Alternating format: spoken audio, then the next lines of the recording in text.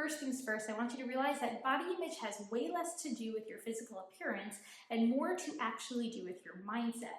I'm Rachel Fine, registered dietitian nutritionist and founder of To The Point Nutrition. A dancer's performance is a direct result of hard work and motivation. So where does food fit into this? There's a lot of myths and a ton of antiquated ideals, and I'm here to dispel those.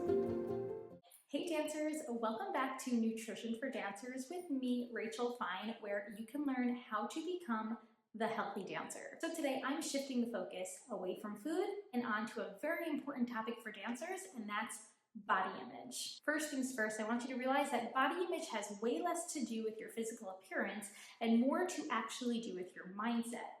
And one thing that often impacts our body image as dancers, comparative thoughts are those overwhelming thoughts that usually take over when you're in class and you're looking around the studio and you start comparing yourself, whether you're comparing your actual body to other dancers in the room, or maybe you're comparing your dancing abilities to other dancers in the room. Obviously, the latter can actually benefit our dancing in regard to learning from our dance peers. But the former, if we're turning to comparative thoughts to cause a lot of self-doubt on how we feel with our bodies, it's really going to impact our personal body image and therefore really reduce our ability to find confidence in our here and now body. So what I'm focusing on today in this video is how you can navigate through those comparative thoughts. Now, comparative thoughts in regard to our body can really come about in one of two ways. The first is we're comparing ourselves to the dancer next to us or another dancer in the room, and you're either comparing your body as a whole, whether it's your body size, your body shape, or perhaps it's just one part of your body where you're saying to yourself, oh, I wish my legs looked like that dancer's legs, or I wish my arms looked like their arms. These are comparative thoughts between yourself and another dancer or group of dancers. But comparative thoughts can also come about by just looking at old photos of ourselves. Perhaps you're looking in an old yearbook or just an old photo album and you're saying to yourself, what happened? I look so different now than I did then. I wish I could look like that again. Instead of trying to actively prevent these thoughts, I want you to learn how to navigate through them. Here are a couple prompts to consider. So first off the bat, if you are comparing yourself to another dancer, then just remember the straight up fact that you don't really know what's going on in that other dancer's life. You don't know how their relationship with food is, and you don't know how their relationship with their body is. So comparisons aren't going to help you move forward, nor are they going to help that dancer in their own struggles that they might be experiencing with food or body. Now, as you move forward and as you focus on your relationship and how to boost your body image, I want you to consider what would it take and what would you have to sacrifice for you to perhaps consider manipulating your body in a certain way.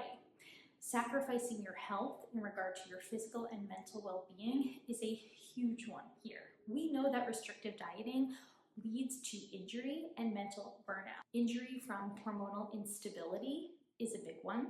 Difficulties in concentration and mental burnout from inadequate fueling is obviously another. Are those sacrifices really worth it? The answer is likely no, especially if you are pursuing as an artistic athlete your dance career. And then the second prompt I want you to consider is what would you gain from feeling more liberated from these comparative thoughts and within your body? So what would you gain? Well, perhaps you would gain improvements in your relationship with food. Might you gain less experiences of food guilt? How about the enjoyment of going out to eat with friends, flexibility with your food choices, where you don't feel the need to have to perhaps just stick to a very regimented or diety way of eating. You'll also gain an incredible amount of experiences around food should you choose to pursue this route. And last, you're likely going to gain the ability to live in the present moment rather than being overwhelmed or stressed out at what might become of the future. There is so much to gain as we move through and build a supportive relationship with our body, and navigating through those comparative thoughts is one such way. So take these prompts with you the next time those comparative thoughts do start to overwhelm you, whether it's in the studio or perhaps looking at an old photo album, and share in the comments what has helped. Talk to you soon.